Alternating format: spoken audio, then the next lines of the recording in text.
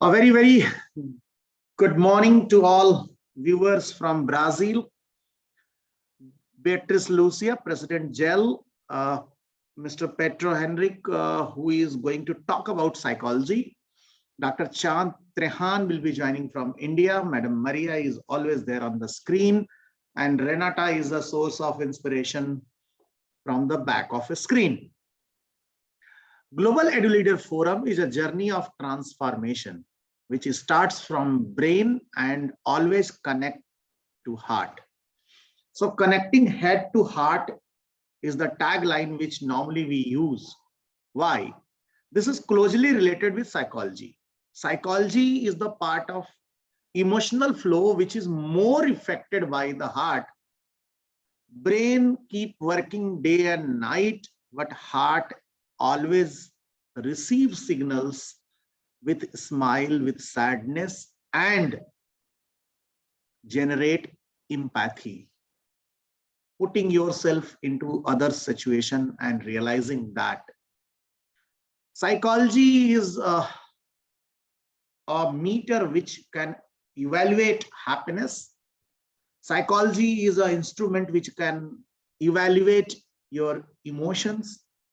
Psychology is the part which can give you happiness and keep your life happy and healthy going. A lot of things are written in the book. Often we come across lots of knowledge which is being available in the library, but less people get affected with that. Maximum people get affected once we are hearing to someone, once we are looking someone's experience of life. And during this pandemic, we have realized without human feeling, life is incomplete. Whole world was during a critical situation. So we were praying for each other. We were helping, not financially, but emotionally. We were praying to the churches. We were praying in the temples. So this all together, whole world came closer. This is my little observation while talking to the students across the globe, from Australia, from Sri Lanka, from Brazil, from India. What I have seen, children were missing the school, even the small, those who were going to school, and they were not able to meet friends. So a lot of expression which we have received is closely related to psychology of the life. And today I have a very special speaker, Mr. Pedro Gil. Over to you. Welcome to you on behalf of Global Edu-Leader Forum. Just little introduction, let my viewers know about you, and then the topic as it has been planned, psychology in life in general. And then we proceed with further question or elaboration. I'm waiting for Dr. Chand Trehan. She will be joining soon. Over to you and welcome to you, Mr. Pedro. Thank you, Professor. Well, first of all, I would like to thank Professor Beatriz and also Professor Maria Emilia for this invitation, right? It's always a pleasure to share my professional and also my research experiences. Thank you for this. So as I was introduced, my name is Pedro Gil. I'm from Brazil. I am a psychologist and I have a master's degree in psychology. And currently I'm doing my doctorate in the same field. So very briefly about my doctorate, working with a mixed study in a longitudinal design, which I'm proposing to investigate indexes of health and social support from Venezuelan immigrants who are refugees or are seeking for asylum here in Brazil, especially in the south region of Brazil, keeping in mind that Brazil is a continental country. Also, I'm interested in better understand how public health professionals see these immigrants, since they have very different cultures and habits, something that may trigger some conflicts while offering health services and doing their practice daily. Well, for this seminar, I'll be talking not only about my research, but mostly about my experience as a psychologist working with an international NGO, a non-governmental organization, which is called AVSI Brazil, which is also responsible for providing some technical and financial support for these immigrants. This NGO, it's actually worldwide. It's from Italy, but it has many headquarters, let's say this way, in many places all over the globe. So before moving on, it's important to have some background in this. So there is a humanitarian crisis in Venezuela currently happening. People are suffering because they don't have access to basic resources like food or healthcare services. Because of this, data says that more than 6 million Venezuelans have already fled the country, asking for asylum in other countries around Latin America or even Europe or North America. What we know so far is that over 600,000 Venezuelans have crossed Brazilian borders. So this is a huge number, and this is something that the government has to deal with. So due to these increasing numbers of people asking for refuge in Brazil, mainly Venezuelans, the local government articulated a task force supported by the army here of the country, which is called Operação Acolhida in Portuguese. Something like a shelter operation in English, they would say. So, as I said before, Brazil is a continental country. So this shelter operation is located in the extreme north of the country. The state, it's called Roraima, the state of Brazil, which is the state which share borders with Venezuela. Talking about specifically to this shelter operation, the main objective it is, well, among them actually, because we have 3 main ones. The first one is to receive these immigrants in the country, so provide all the documents for this asylum request, and also make the registration in the UN. The second step of this is to shelter them, providing food and barracks while they can find other ways of surviving in this new territory. There are over 13 camps of this shelter operation in Brazil, which can shelter over than 8,000 people. So thinking about the quantity of people that are coming to Brazil, this is a very low number, let's say this way. And the third step, which is the most important, not only the most important, but I would say that the psychology is the most important because it's where my job starts, is to interiorize them, which means send them to other cities with better opportunities for them in matter of giving hope, let's say this way, or maybe public support to reconstruct their lives. So here is where AVSI Brazil starts. Here is where my job starts.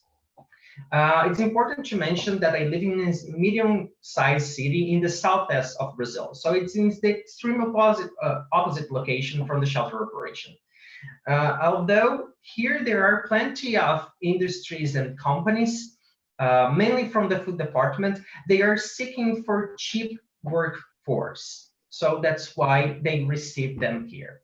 This is why some companies have hired some Venezuelans who were in Roraima, the north state of Brazil, and which they were waiting to be interiorized. They were there in the shelter and they were waiting for some opportunities to go to other places of Brazil.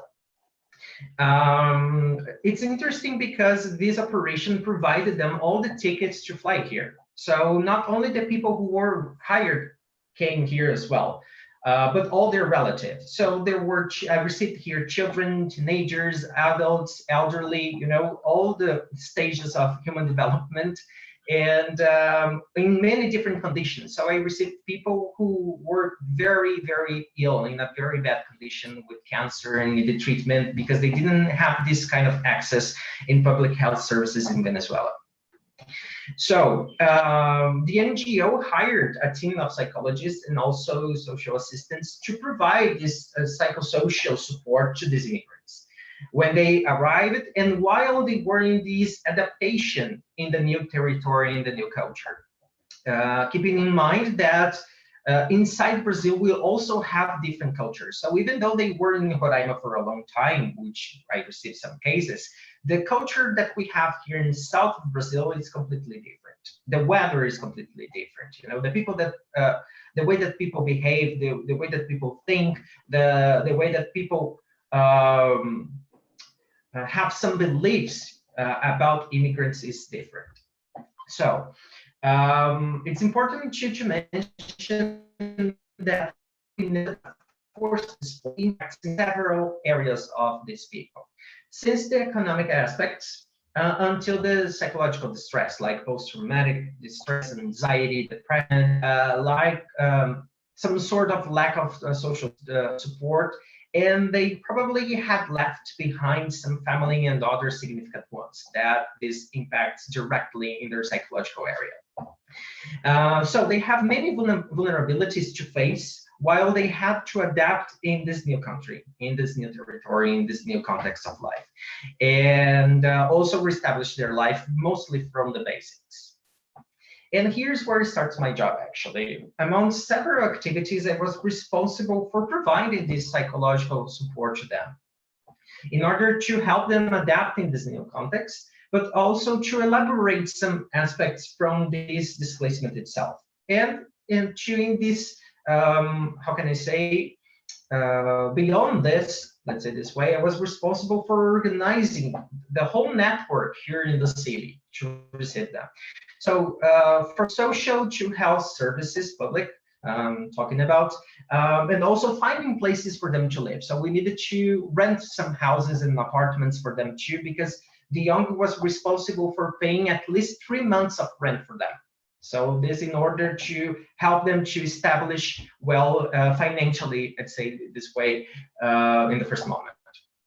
And also helping them to basic stuff that may be challenging for people who are not from the place, like opening bank account, helping them to this new adaptation in the job.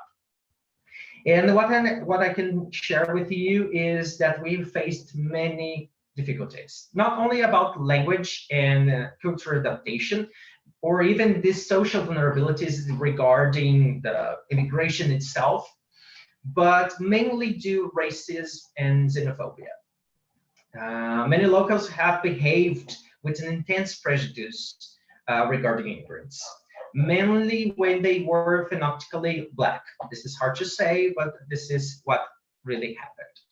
So it was necessary not only to work with these immigrants, but also work with the community in order to explain and kind of literate them about what an immigrant condition really is.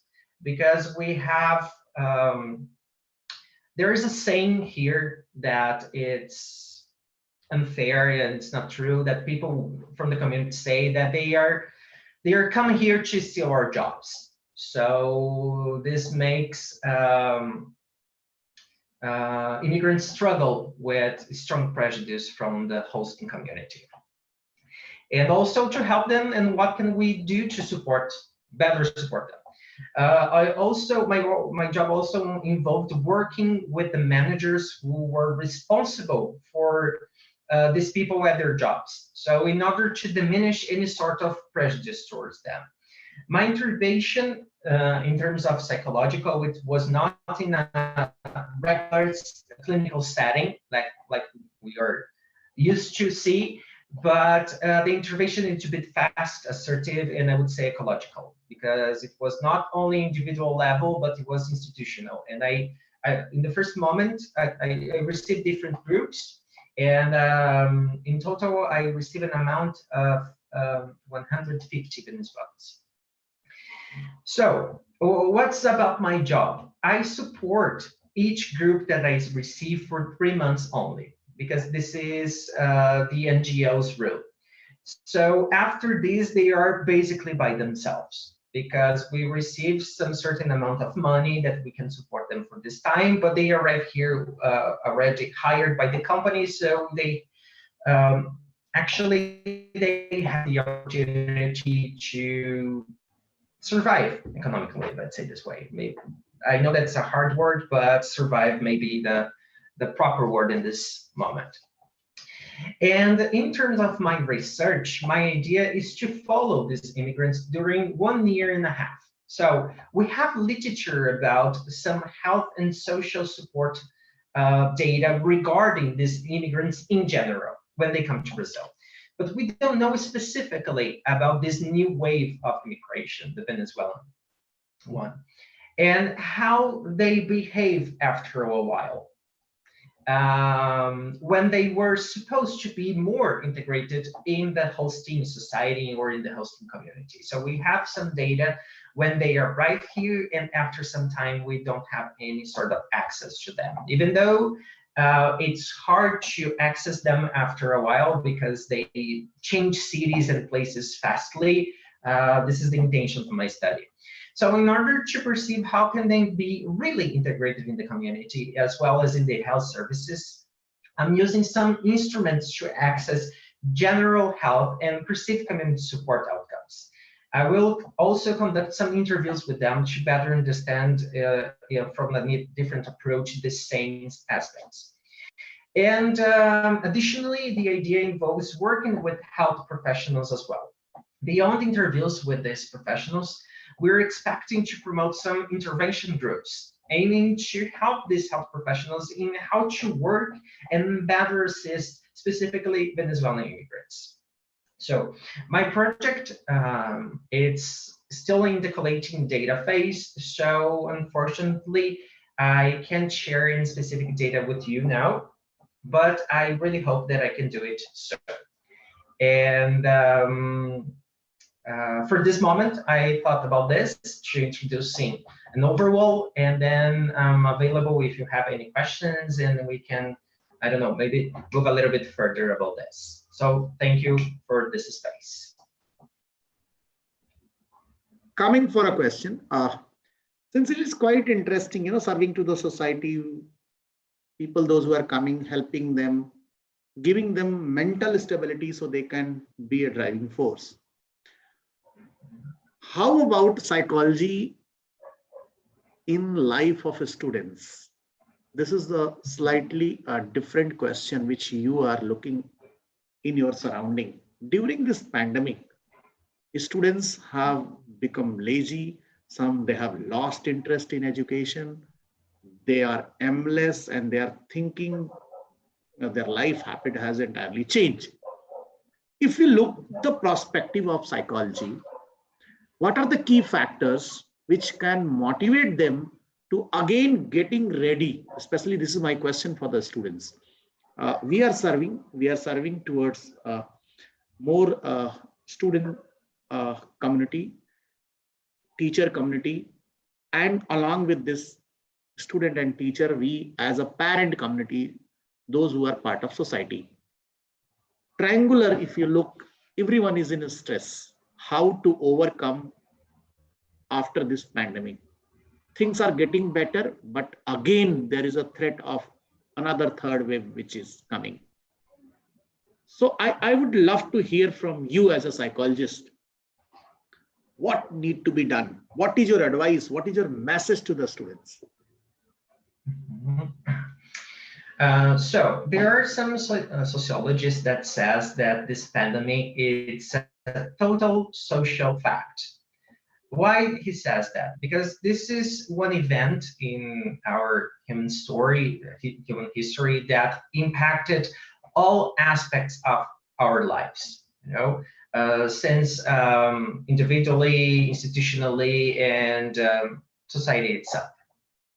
So many people are facing many difficulties since the lack of maybe losing some financial support until losing somebody that it was important, family and relatives and significant ones.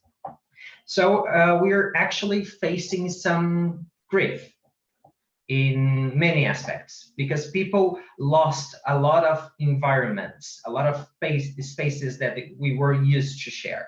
So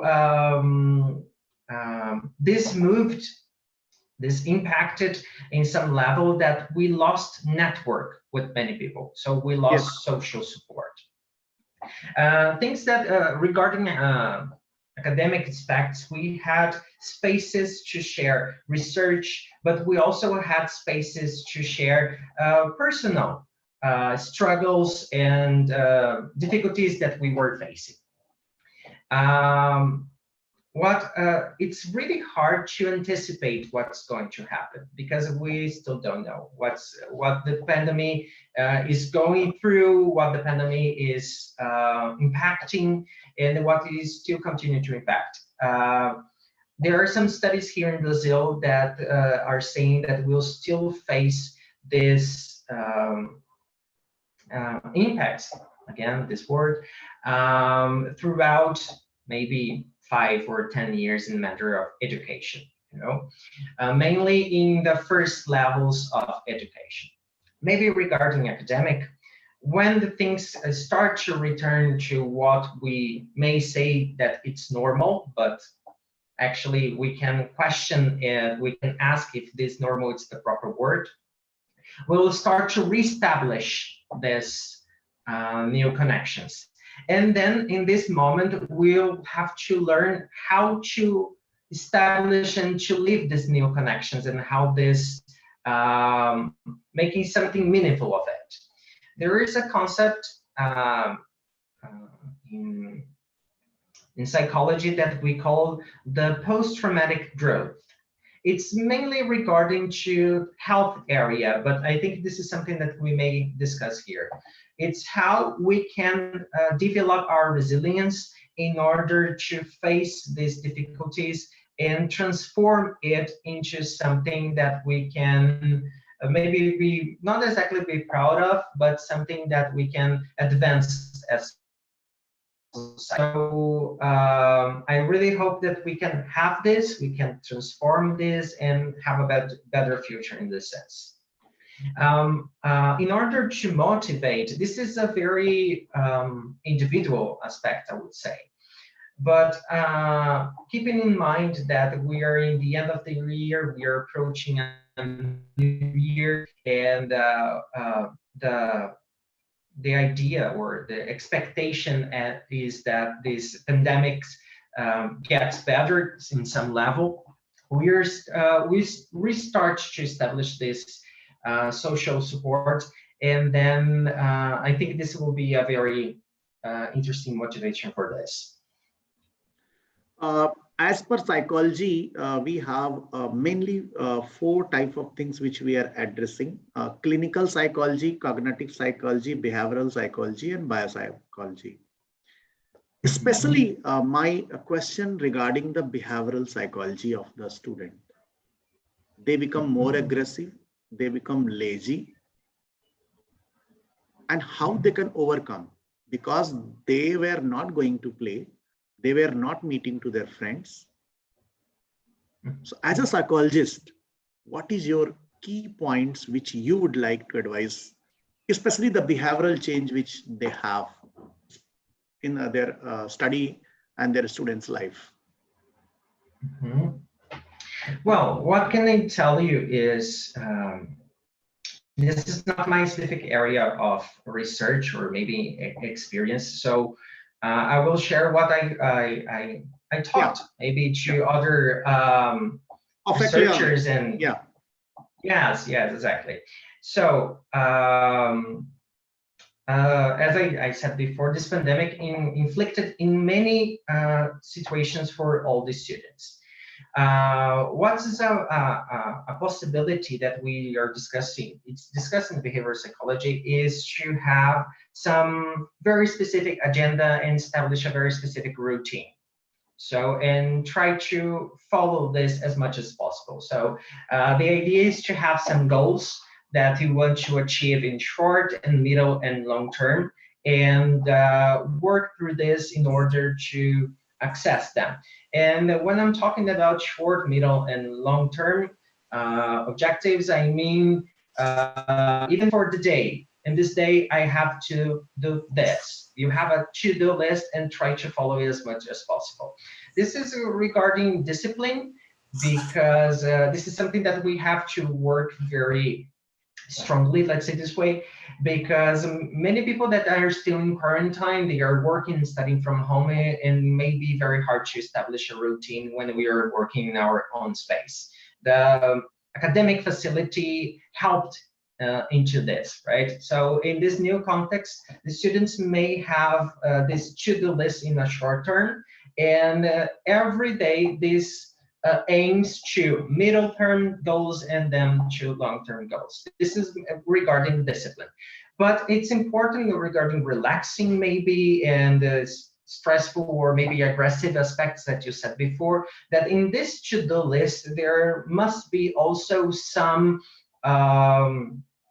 relaxing time, or maybe some activities that the students they enjoy doing.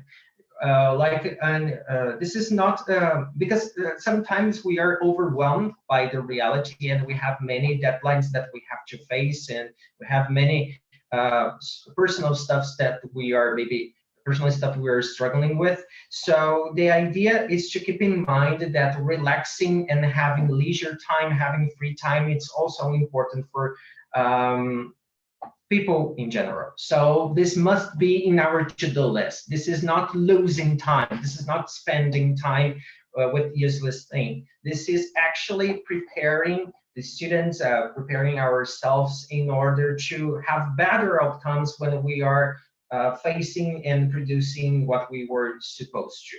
So if I had one advice, it would be this: try to be disciplined, but also don't forget that we are people and we need other aspects in our lives than working or maybe studying. Perfectly all right. I think you have gone to your experiential, no, the thought which you have in your mind, other than the theory. Global Edu-Leader Forum keep talking about, practical life experience, rather than we are having lots of theories and lot of knowledge which is being kept in the book. With humble note, what I have observed during this pandemic period, those who are really good, they have utilized their time for connecting people and creating a good, healthy network. Birth of Global Edu-Leader Forum is also during this time of pandemic is one of example. We have got connected with around the globe. We keep talking to the student of Brazil, US, Australia, India, Sri Lanka, and all neighboring countries, more than 29 countries. This was an opportunity for us to get connected. Same, if I wish to give my own experience, students, those who were really good and focused towards the study, they have done wonders because they did not had any chance of distraction. They had a complete time for focus study, as you said. If you decide your time graph, if your aim and objective of life is very clear, so this pandemic was being utilized for such knowledge, research work, and networking around the globe. In networking, I have seen positive energy from both end, host end and as well as the other end. Students were eagerly waiting. The screen time was, being utilized with the real good energy, which always enhances their potential to explore the better experience of life in other corner of the globe. My last submission, Mr. Pedro, to you: how about connection of a child towards nature? As you said, the refugees, those who have come, they have lots of job, counseling and all. But are we psychologically strong to save natural resources like water, greeneries, and our health? These three factors, how you advise to the people: being with the nature, do not harm nature, or make your surrounding neat and clean, plastic free, or human friendly. This is my last question to you. What is your advice in a short? All right. So what I can briefly think about this in this moment is that maybe I will be talking about a very specific condition, which is from Brazil, that may differ a lot from other territories or not, right? But here we mainly in big centers, we are losing contact with nature, and the people have a perception of very short life, or maybe that they are selfish to the point to think that this is our last generation on Earth. So they are spending resources and they are not thinking about these natural issues that they were supposed to. So what can I tell you that comes firstly to my mind is that people are losing contact with nature. So we are losing contact on how these biological aspects are important for us. For example, mainly due to the pandemic, the children and the babies, infants that who were born in this time, they were closed inside houses and apartments. So they didn't have any sort of contact with grass, with animals, with environments.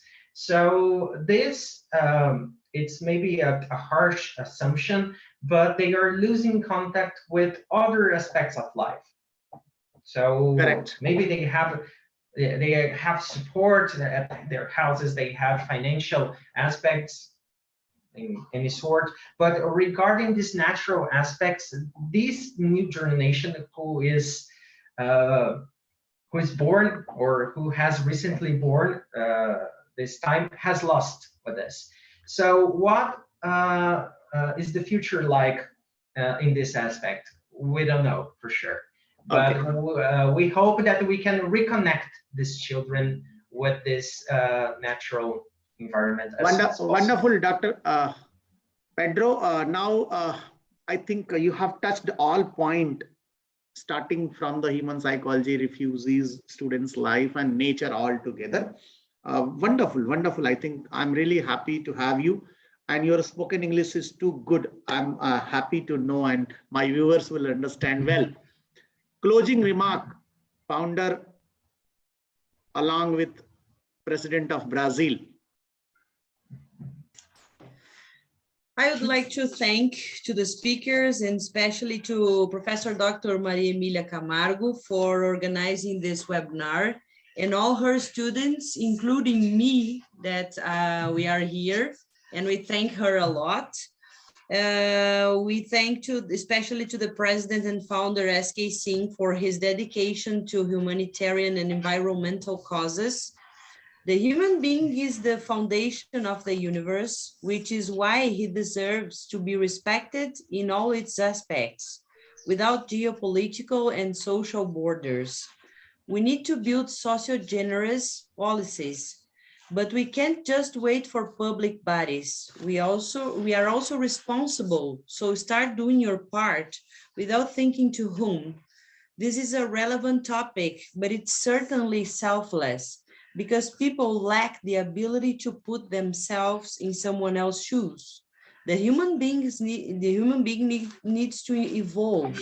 The capitalist world prevails violence where ethical, moral values are not respected.